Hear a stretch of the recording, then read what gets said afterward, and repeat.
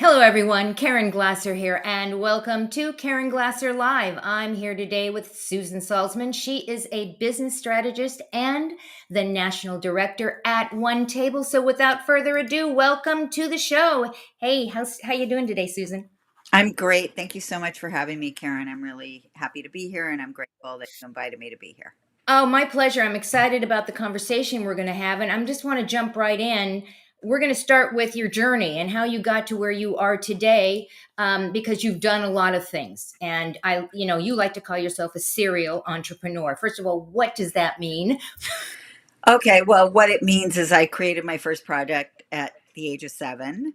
So it started very early on. Two things happened at that time. I created my first product and I sold it behind the handball courts for a buck.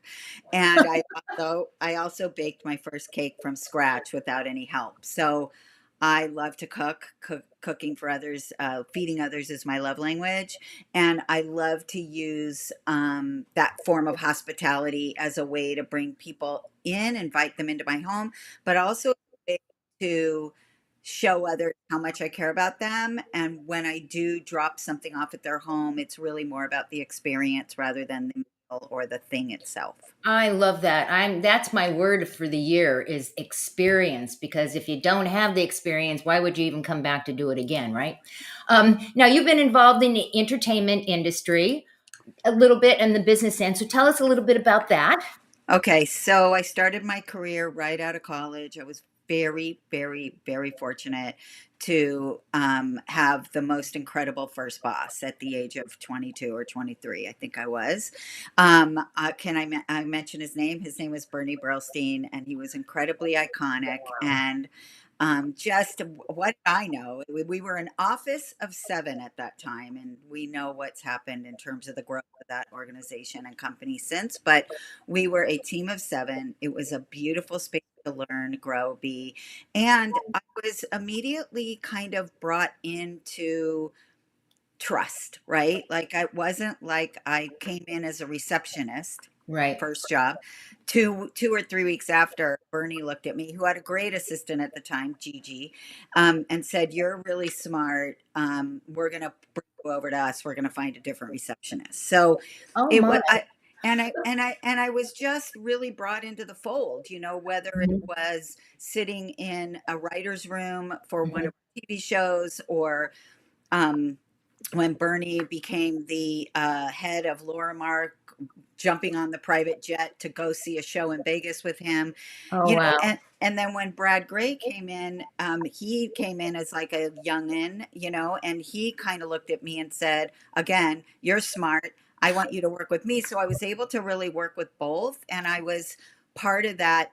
When we launched the It's Gary Shandling show, which was the first iconic show to break the fourth wall, I was in the writer's room. I was in the director's booth with Alan Rapkin every week. I was on set. It was just so fun. And no wasn't really an option for me, or maybe there was some no's, but I was never fearful to ask, can I? Well, I'm just listening to you, and I think that the stream that just kind of goes through all of this is your incredible confidence.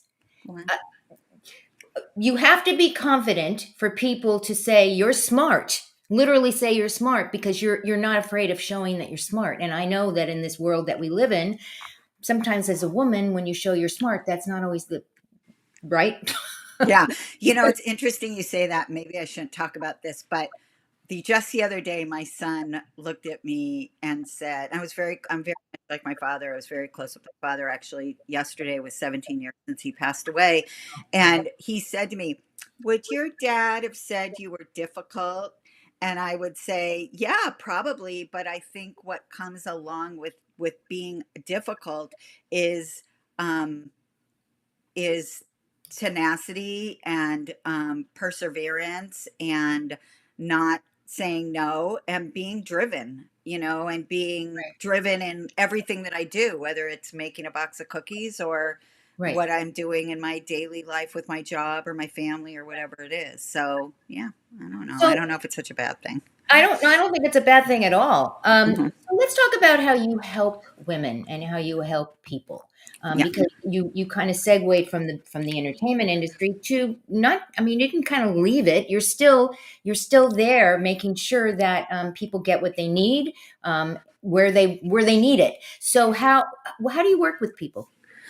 Well, that's been a journey. You asked me about my journey. If I could just infuse a little something in there Oh, in sure, between, because there's bookend that, of course. Bernie was the bookend on the left, and then I think really where I am today with my position at one table is the bookend on the right. Is in between, right? There was, you probably remember this because I know you are an LA person, you're involved in the entertainment business. There was a writer strike in 1988, I remember. and I was feeling a little malcontent, and I had gotten a job offer by a really incredible director, writer, producer who had just won the Academy Award, and to run development for his company. They were making a deal at a new studio, and I thought, wow, this is a great opportunity for me to have a pause and a break. And Mm, so I had a 4 or 5 month pause before that job was happening, and I opted into that pause because I'd been working since I was 12. right. So I started making gifts for friends in that time, and they started showing up at baby showers. This was pre-internet, really on the cusp of email. That we didn't have a Facebook, we didn't even have the word Google or SEO or any of the things that are just part of our vernacular today. Right. And I started making gifts for friends in a very organic way, and I started bringing them to baby showers, and someone's like, I want two of those, and can you make me X to match? And over the entre- Entrepreneur. There you oh, go. yeah, over the next 20 years, I spent 20 years building a seven-figure global lifestyle brand that put me on the pages of every magazine. I was kind of that guru that they came to from those talk shows like Access Hollywood. I was on Oprah's show.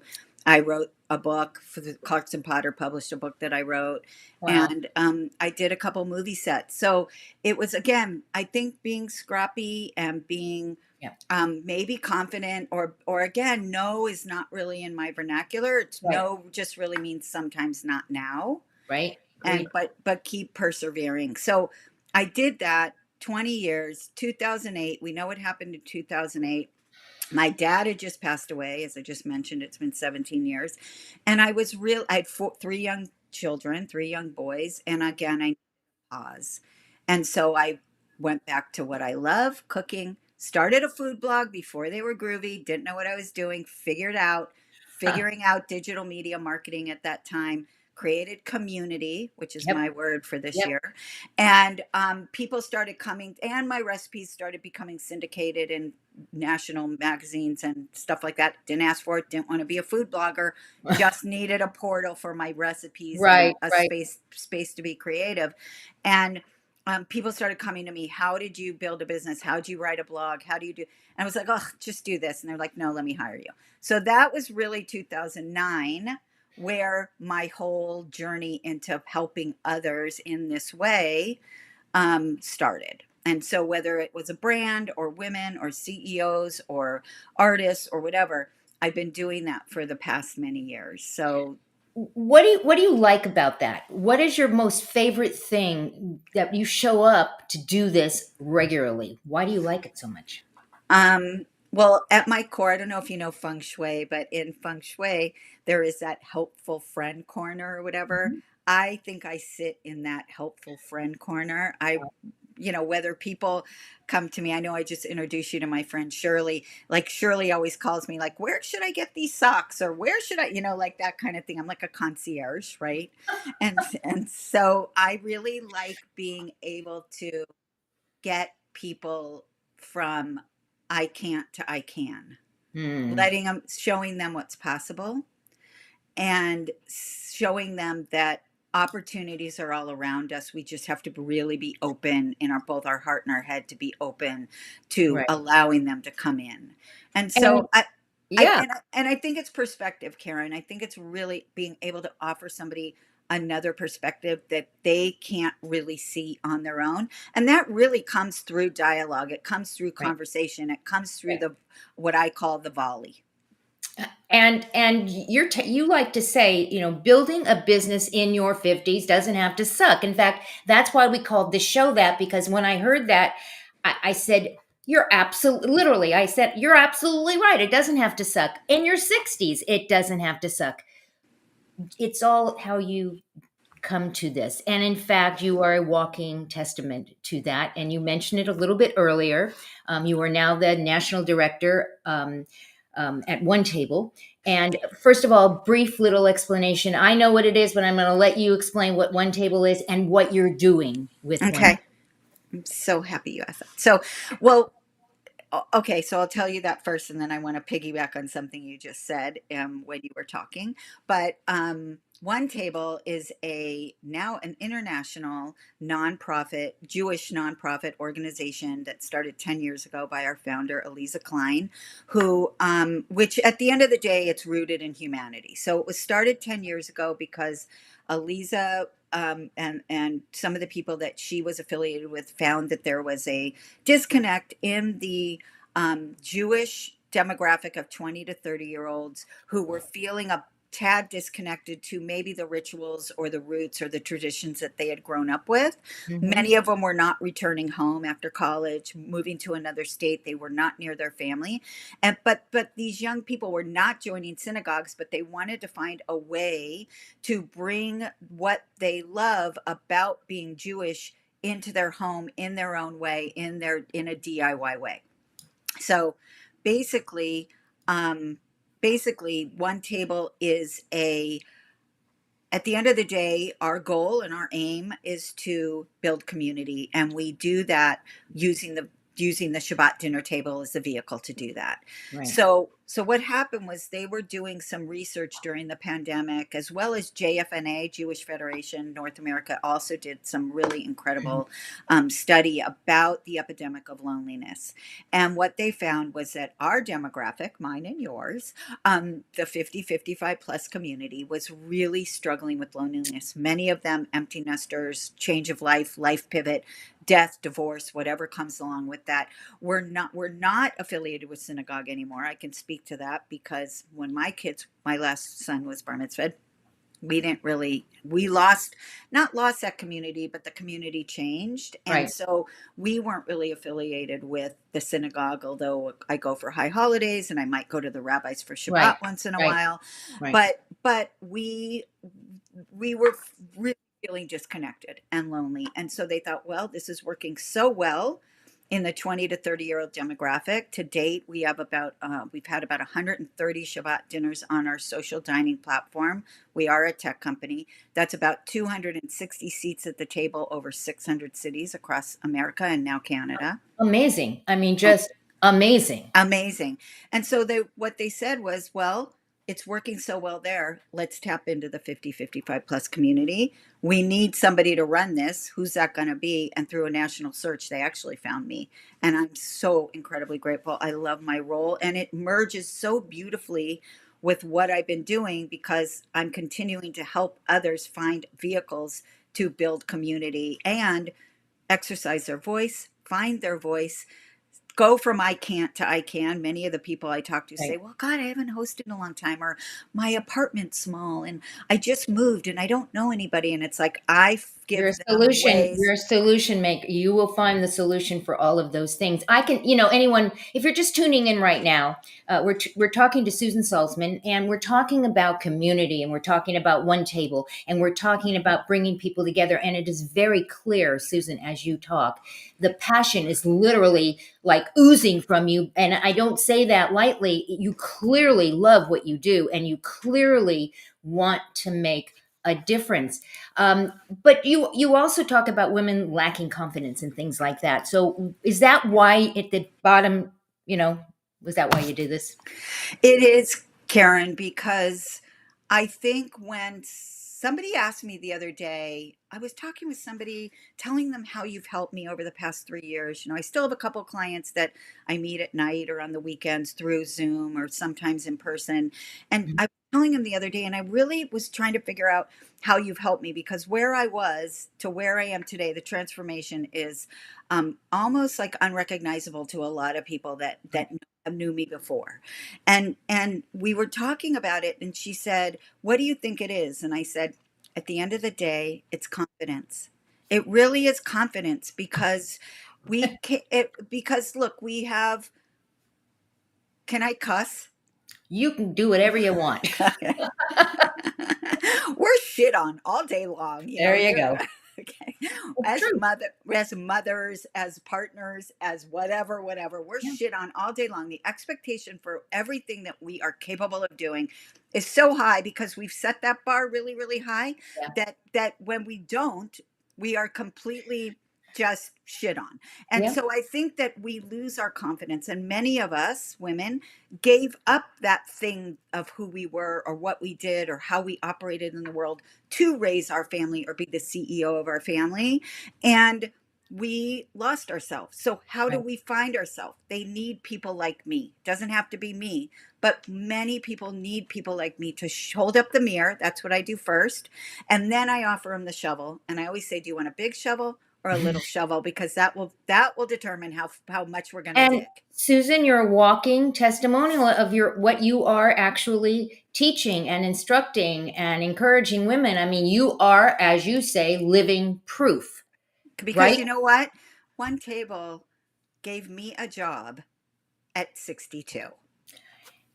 I all I can say is how smart are they? Number one, and they're very very lucky. Number two, to have you. Thank But you. but but because of your passion and because you are again setting a really good example for any age. It's not just 50 plus or 60 plus. It's a good example for women at any age. I think that's why the word confidence kind of came out of my mouth at the beginning, and here we are, full circle, coming around to the other side. It is really about confidence. I get asked that all the time, because I've done a lot of things too. And they'll say, well, how did you know? And it's like, I didn't. I didn't know. I just figured I would try it. If you don't try it, right, it's not going to happen. Um, so, a couple more questions because you're fascinating, and I'm just really curious. Is there somewhere that you want to go to at this point that inspires you or motivates you at this time? It's interesting. Well, first of all, I love what I'm doing, and I tell people I'm going to die here, but I hope that I'm around with them for a very long time. And so, but with that said,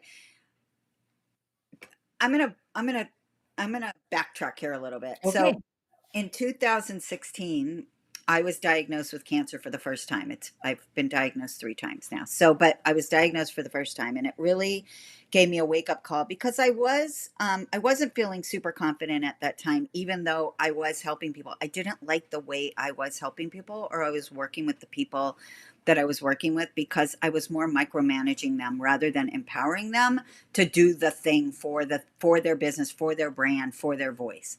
So that diagnosis gave me an opportunity to again pause a little, regroup, and reframe. Mm. And in that reframing, I created for myself what I use today with my clients called the 5 stage framework. And I think that what I really love, oh my God, can we? Okay, wait. I think that what I really love about all of this is that we come to certain things at different stages and different phases in our life. Mhm. And so what's been coming my way, because my words for this year is community and repurpose. And what I really love doing is, like, I'm traveling for one table next week. I'm going down to Florida to speak to a big gaggle of people. And I really like that. I like having this conversation with you. That's so wonderful. I I like speaking. I like sharing the story because I know that it's inspirational. So I think where I'd really like to go is really be able to inspire women our age, whether 40, 50, 60, whatever, maybe in a bigger way and on a bigger scale, because I want women like us to all believe that they still have the goods. They Mm. have the goods inside of them. They just need help digging it out. I want everybody to be able to see that they still have opportunities, that it's not over. And again, you said it, I'm living proof at 62. They gave me an opportunity. I love what I'm doing. I personally don't feel there's anybody better for the job, but And you know um, what? I don't know very many women, people, but specifically women that feel confident enough to say that out loud. And kudos to you, my friend. I just applaud you, because if more of us were to be able to stand up and say there is nobody better than me to do this, we would go far. I have one more question, and right before we came on for this show, I said legacy is really important to me. And so the last question I really want to ask you is, how do you want to be remembered?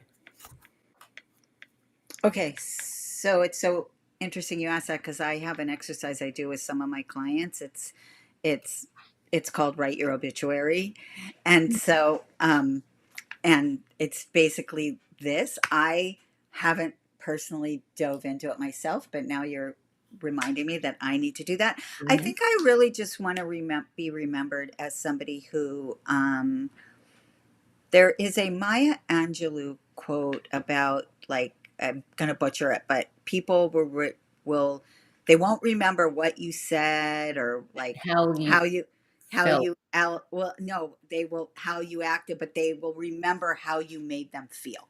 right, made you feel, right? That's how I want to be remembered. How did I make you feel? And um hopefully it I made them feel good.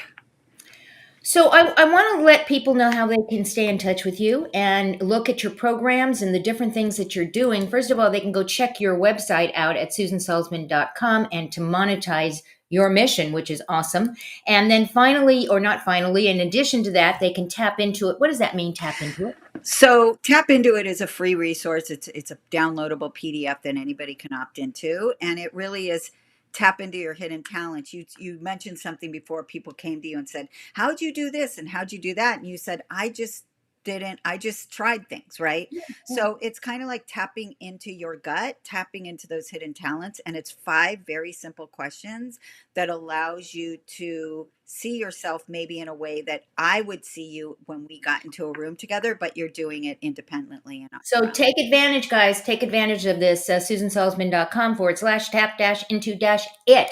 Also, you have another workshop that's coming up, Capture Your Essence Workshop. And again, it's SusanSalzman.com/workshop. What we're telling you is go over to the website. There's lots of great stuff.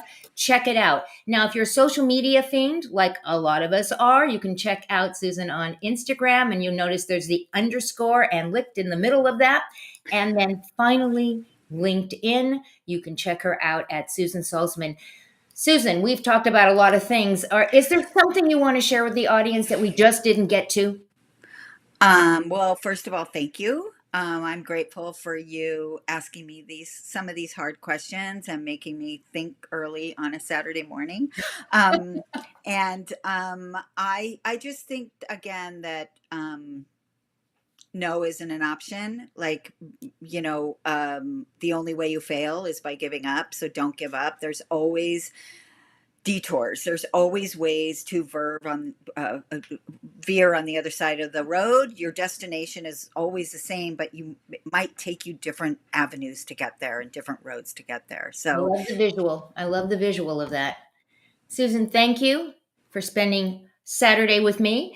And we know that those of you who are watching, whether it's right now or later on, sometime later on, we know you have a choice as to where you spend your time, and you chose to spend it with Susan and I today. We are grateful. Go out, give somebody an awesome day, and we'll see you next time on Caren Glasser Live. Goodbye, everyone.